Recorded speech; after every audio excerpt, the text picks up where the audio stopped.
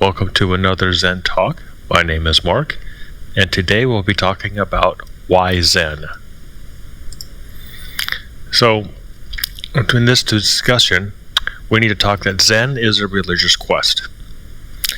And the point that Zen often talks about as why are we doing these things? What is the purpose of Zen? Is to save all sentient beings. So let's take a look at sentient beings. Sentient beings, those who are aware of their own existence. So, technically they would say that, if you could feel or you have sensory reaction around them, you could be considered aware, but you're not sensing it. So you have to be more than just feelings and animalistic sensory reaction to the world around them, but the wherewithal to comprehend and adapt. That would be like, to understand cold, heat, social changes, and the ability to adapt to those changes, but also the ability to change and modify the environment around them, build houses, make fire, cultivate food, and whatnot. So it's that would be considered sentient. Something that, animals would not be considered sentient, neither would plants. They are alive, of course, and they have no awareness of their own being. They have either no or limited comprehension to comprehend and adapt what's going on around them. But plants and animals really have no ability to change the environment around them. They don't make fires. They don't build houses. A nest is not necessarily a house, but still, we're talking about people, sentient beings. So the next one is to save. So to save all sentient beings, that's the first part here. So this means, to save means an action, the action of to keep from harm or to hold for future use. And in Zen, this probably is maybe a little bit of both, but more towards the keeping from harm. And also to save could be maybe to, if like something has fallen down and you pick it up. So this is an action of the practitioner, which is the Zen practitioner, who reduces the karma knots for all through the act of renunciation and relinquishment till the karma knots are dissolved. And I know this is a very compact statement here, and we will be going into this statement in a little bit. So Zen is really about karma, and it's not really discussed a whole lot in Zen teachings, and you don't really hear a lot in the Western Zen centers. And there's a lot of stigma around karma. It's an Indian word, and a lot of people, they would say that karma is set and you can't change it, or karma is something that you just have to live with and you can't do anything about it. So there's a lot of wrong notions about karma. So karma is really the actions of cause and effect that turn the wheel of rebirth. So you would have to believe in the wheel of rebirth to believe in karma. If you do not believe in the wheel of rebirth, then you don't believe in karma. So though Zen focuses on the here and now, it is indeed the path of Zen to end the cause of rebirth, thus cut the strings of karma. So again, this is a fundamental position that the Zen adept has to understand is karma is all the things that the actions of cause and effect that you have done, others have done, that have been done before you and will be done after you, that turns the wheel of rebirth, which binds your energies to come back again and again and again. And the Zen focus of the here and now is often looking at what are these strings of karma doing now, not what they have done, not what they will do. there are some Buddhist paths that only focus on future rebirth, and that's a whole nother topic. And there are other paths, not necessarily Buddhist paths, that focus on past karma, and they look into what you have done in the past or what you were. So this is something that the Zen adept really has to come to, accept as a real thing, is karma and rebirth.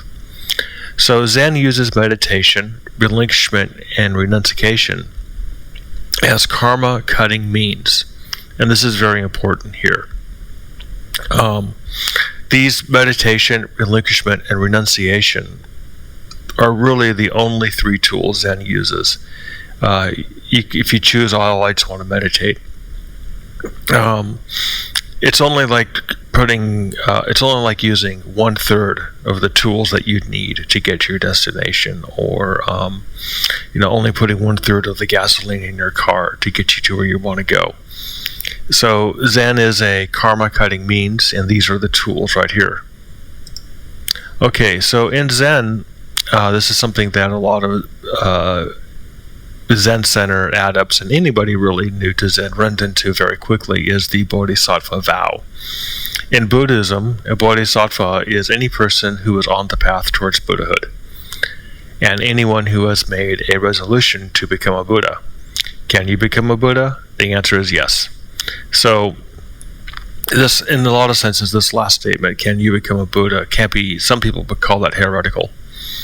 But however, you go over into any Zen organization, it seems to be universal. The Bodhisattva vow, sentient beings are numerous, I vow to save them all. Delusions are endless, I vow to transcend them all. The gates of Dharma are many, I vow to enter them all. The Buddha way is unsurpassed, I vow to walk its way. And so in a sense, every Zen student is making the vow to become a Buddha, whether they believe in it or not. And this is something that, in Buddhism, especially in Western Zen centers, the whole Bodhisattva and of what that is, and Buddhahood and what that is, and the Buddha itself, what it is all shrouded in, I would say, murky mystery, often elevated to a point where it looks unattainable.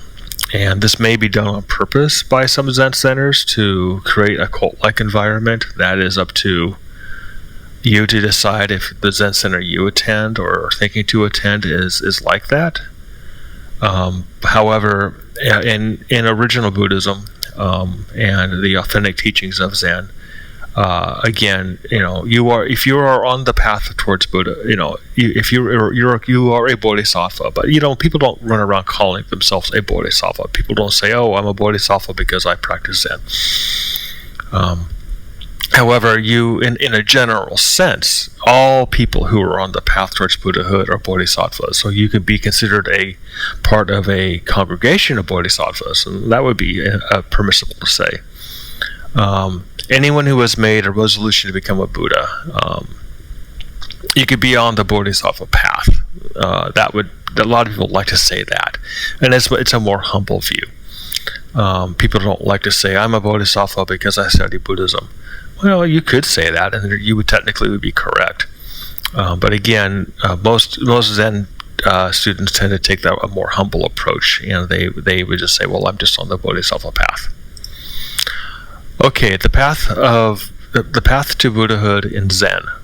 So Zen uses meditation, in which in Japanese this meditation is called Zazen, and a Socratic style of debate, and in Japanese it's called Mondo, to peel away or wash away the stain of oneself to reveal the true self, which would be your kind of your soul, or your original, your true self, as Zen sometimes calls.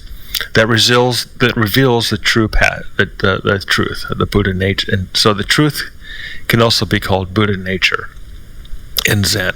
You hear that a lot. Buddha nature and the truth, that's the same thing. So again, Zen uses meditation, Zazen, and Socratic style of debate, Mondo, to peel away the stain of oneself to reveal the true self that reveals the truth. So I think most Zen centers got the Zazen down. And, this is a holy act. This is very, very. In other videos, I've told you meditation is the same thing as prayer, and in Zen, Zazen is serene prayer. But this latter part here, the Socratic style of debate, Mondo, seems to have disappeared out of most Zen centers. Even in Japan, the debate has disappeared. However, you go into the more Asian Buddhist settings. Tibet, the debate is fierce, and you won't get very far in a Tibetan monastery, for example, if you shy away from the debates. And these debates can be fierce and very brutal. And so in other Asian Buddhist systems, the Mondo is in fact more critical than the meditation, and they see the two working hand in hand. So without the Mondo, again, it's you're only, if you do one but not the other, you're only using one half of a tool. You can't get very far without them. They work in conjunction. But on the other hand, I've also seen here in the West the more metaphysical theorists. They just get only into Mondo. All they want to do is debate, and they do no meditation. So again, you can get lopsided on either side. The both work though brilliantly together. So this is something I think that you need to pay attention to. If your Zen center does not engage in Mondo, the Socratic style of debate, you probably should ask why. And I think you may find that a lot of people shy away from these debates. They feel exposed. They feel that they're just not emotionally mature enough to handle it. And it's unfortunate, but it's what I was told when I started poking around why Zen centers don't do Mondo, and it's mostly because of the immaturity of the students that are there. They just can't handle it. So the Zen style of achieving Buddhahood, and I wrote down here, it's meditation that relinquishes and brings in a renouncement, self-realization and understanding truth, and wisdom and helping others.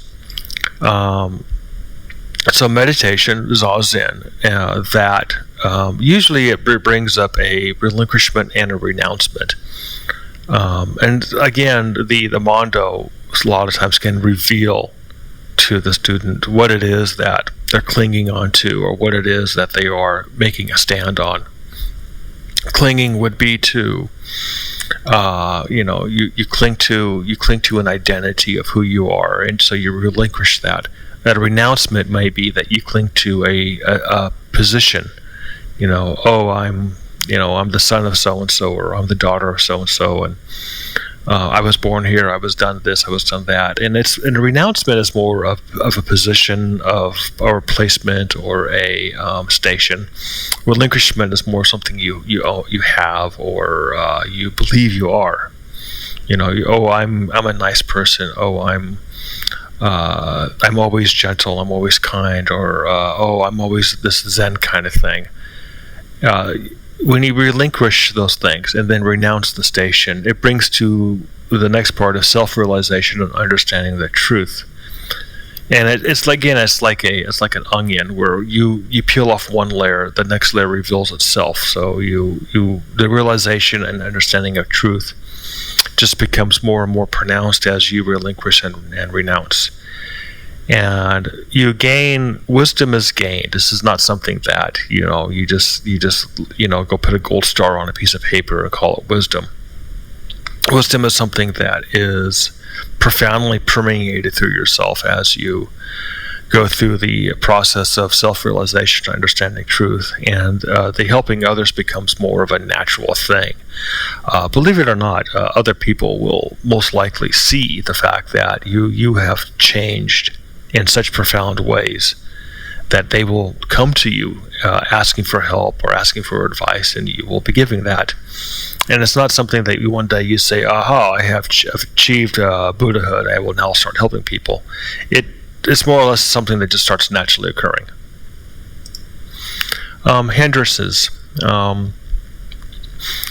So the path of Zen is so hard, and many fail. I should probably underscore this and make it bold and have it red and flashing and with claxons that the path of Zen is so hard, and many fail. And sometimes people wear their failure as a badge. It's interesting how that can all play out. So the biggest reason of why people fail, or they just sort of languish on the path of Zen, is that they don't take it seriously. There's a lack of commitment, and there's no inspiration. I would say that 80-90% of the Zen students I meet fall into this category. Especially the don't take it seriously.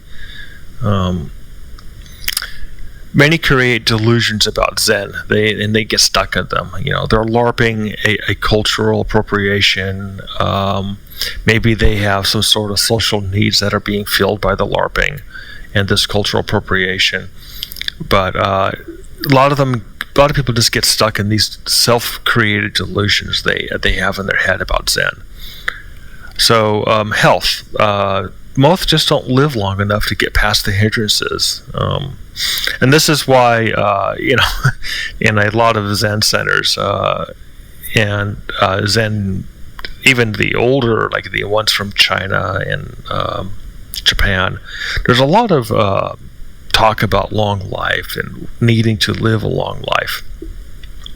And this is why, because sometimes you just don't live long enough. You would hear just as if somebody was starting to get the clue, they die. So other demands of why people may not make it on the path is children, positions of responsibility, and this could be from the CEO of a corporation to family money, or positions, and of course family. Maybe you're taking care of parents and whatnot, or other situations with the family, and it just does not allow for one to really walk the path of Zen.